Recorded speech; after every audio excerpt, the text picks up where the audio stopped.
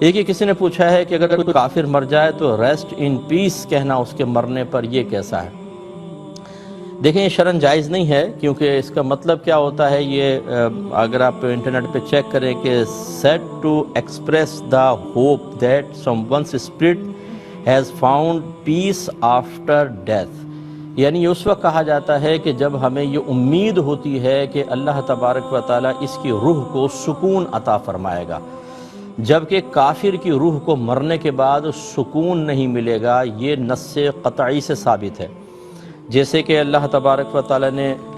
قرآن عظیم میں ارشاد فرمایا کہ ان الذین کفروا وصدوا عن سبیل اللہ، بے شک وہ لوگ جو کافر ہو گئے اور انہوں نے لوگوں کو دین کے راستے سے روکا، اللہ کے راستے سے روکا، ثم ماتوا وہم کفار، پھر وہ مر گئے اس حال میں کہ وہ کافر تھے، فلن یغفر اللہ لہم، تو اللہ تبارک و تعالی ہرگز ان کی بخشش نہیں فرمائے گا۔ اس کا مطلب ہے کہ جو حالت کفر میں مر گیا اس کے لیے پھر بخشش نہیں ہے، اور جب بخشش نہیں ہے تو پھر عذاب لازم ہوگا، کیونکہ جو بخشش کی امید ہوتی ہے بخشش کے ساتھ جائے گا، اس کے لیے جو بخشش کے ساتھ گیا اس کے لیے تو عذاب ہی نہیں ہے، اور جس کے لیے امید ہے تو امید ہوتی ہے کہ چلیں جی اگر گناہوں سمیت گیا ہے عذاب بھی ہو رہا ہے تو دعائے بخشش و مغفرت سے عذاب ختم ہو جائے گا، جبکہ کافر کے لیے ایسا نہیں ہے، تو اس کا مطلب یہ ہوا کہ اس کو کبھی بھی اب امن اور چین نہیں آئے گا۔ یہ نص قطعی سے ثابت ہے۔ اسی طریقے سے اگر کوئی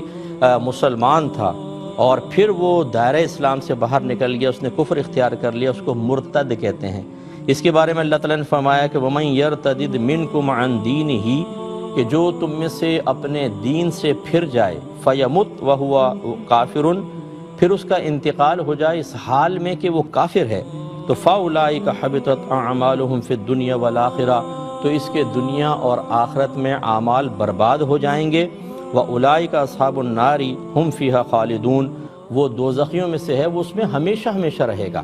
اس کا مطلب یہ ہوا کہ جو کفر کی حالت میں مر گیا وہ کبھی بھی اس کو پیس امن تو حاصل ہو ہی نہیں سکتا ہے۔ کوئی حالت ارتداد کے اندر مر گیا ہمیشہ ہمیشہ جہنم میں جائے گا، اس کے لیے بھی بخشش و مغفرت نہیں۔ یہ نصوص قطعیہ سے ثابت ہوا۔ اب اگر کوئی دعا کرتا ہے امن کی، سکون کی یا مغفرت کی، اس کا مطلب یہ ہے